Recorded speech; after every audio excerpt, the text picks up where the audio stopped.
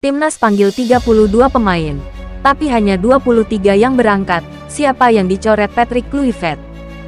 Jelang laga penting kontra China dan Jepang di kualifikasi Piala Dunia 2026, pelatih Patrick Kluivert resmi memanggil 32 pemain untuk ikut pemusatan latihan di Bali.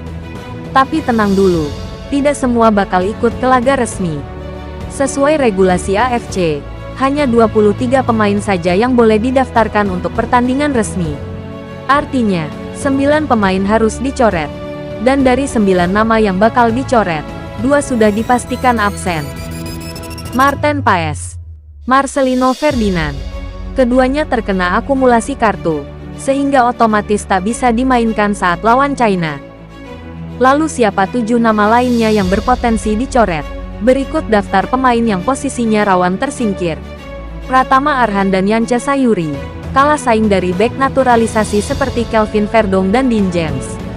Ramadan Sananta dan Beckham Putra, persaingan ketat di lini depan, dengan nama-nama seperti Rafael Struijk dan Ole Romeni lebih mencolok.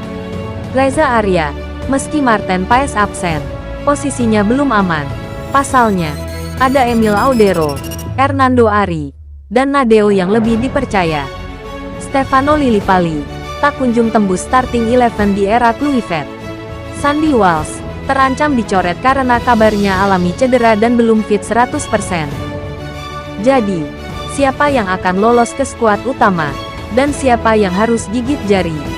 Patrick Kluivert akan segera umumkan daftar final 23 pemain inti yang akan bertanding di Stadion Utama Gelora Bung Karno melawan China, Kamis, tanggal 5 Juni tahun 2025, dan lanjut lawan Jepang di Osaka, Selasa, tanggal 10 Juni tahun 2025. Yang jelas, kompetisi di internal timnas Garuda sangat ketat, hanya yang paling siap secara teknik dan fisik yang akan mengenakan jersey merah kebanggaan.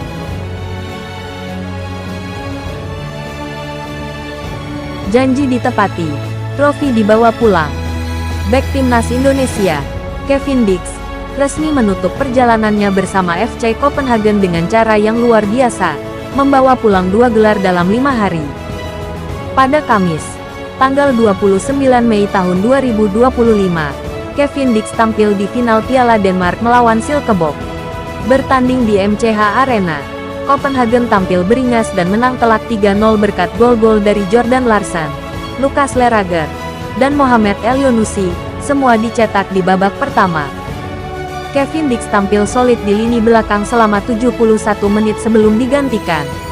Kemenangan ini membawa gelar ke-10 Piala Denmark untuk Copenhagen dan melengkapi gelar Liga Denmark yang mereka amankan hanya 4 hari sebelumnya, tepatnya pada Minggu, tanggal 25 Mei tahun 2025. Dengan 2 gelar domestik ini, FC Copenhagen kini jadi tim tersukses sepanjang sejarah sepak bola Denmark, dan musim ini menjadi kali ke-6 mereka meraih double winners dalam satu musim. Luar biasa. Dan yang paling spesial, ini sesuai janji Kevin Dix di awal tahun. Ia bertekad mengucapkan selamat tinggal dengan medali emas dari 2 kompetisi domestik. Janji itu resmi ditepati. Kini, Kevin Dix akan melanjutkan karir ke Bundesliga bersama Borussia Mönchengladbach.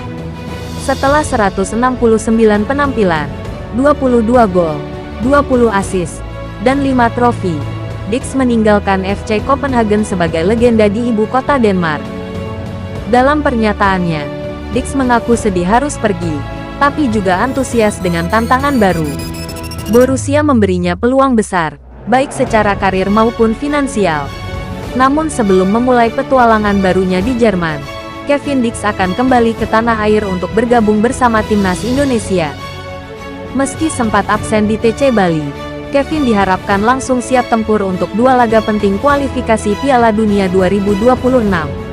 Tim Garuda dijadwalkan menghadapi China di Stadion Utama Gelora Bung Karno pada Kamis, tanggal 5 Juni dan lanjut tandang ke Jepang, Selasa, tanggal 10 Juni. Dari Eropa untuk Merah Putih, Kevin Dix kembali demi Garuda.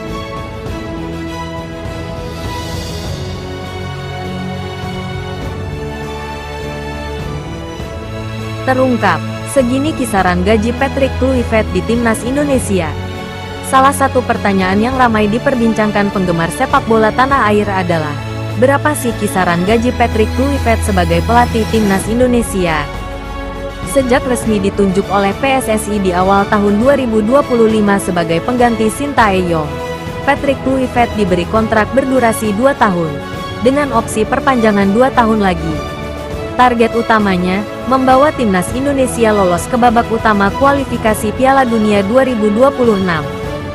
Namun, saat perkenalan resmi, PSSI tidak mengungkapkan berapa besar gaji yang diterima oleh legenda timnas Belanda tersebut. Hal ini membuat publik makin penasaran. Nah, menurut pengamat sepak bola, gaji Kluivert diperkirakan berada di kisaran 1,3 miliar rupiah hingga 1,5 miliar rupiah per bulan, atau sekitar 18 miliar rupiah per tahun. Angka ini sedikit lebih rendah dibanding gaji Sintayong pada kontrak keduanya, yang disebut mencapai 1,9 miliar rupiah per bulan atau 23,6 miliar rupiah per tahun. Kenapa bisa lebih rendah? Hal ini dianggap wajar, mengingat pengalaman melatih Kluivert memang belum sebanyak STY sebelum menukangi timnas Indonesia. Kluivert hanya sempat melatih Adana Demirspor selama 6 bulan dan timnas Curaçao. Ia juga pernah menjadi asisten pelatih Louis van Gaal di timnas Belanda pada Piala Dunia 2014. Serta terlibat dalam Akademi Barcelona pada tahun 2019 hingga 2021. Meskipun belum banyak pengalaman sebagai pelatih utama, nama besar Kluivert dan rekam jejaknya di level internasional tentu menjadi nilai tambah tersendiri. Ditambah lagi, beban tugasnya yang berat membawa skuad Garuda ke Piala Dunia, membuat gaji tersebut dianggap layak. Jadi, sudah terjawab ya kawan. Berapa kira-kira gaji Patrick Kluivert sebagai pelatih timnas Indonesia? Gimana menurut kamu? Apakah gaji ini setimpal dengan target besar yang diembannya?